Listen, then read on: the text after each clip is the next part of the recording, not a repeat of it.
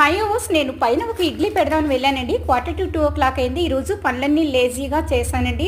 అంటే ఫాస్ట్గా చేయలేకపోయాను. నాకు మిడిల్ ఏజ్ అండి. మిడిల్ ఏజ్ వలన చేయలేకపోయాను.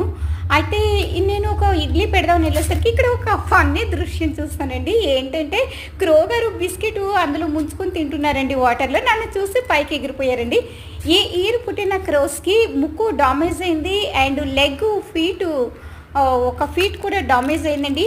దేవునికి తెలియాలండి, నోరులేని జీవులు వాటికి అలా ఎందుకయిందో మరి తెలియదండి. చూసారు కదండి, వాటి బ్లెస్సింగ్స్ మనకు ఉంటాయండి తరతరాలుగా ఇలా ఫుడ్ పెడితే. Thanks for watching.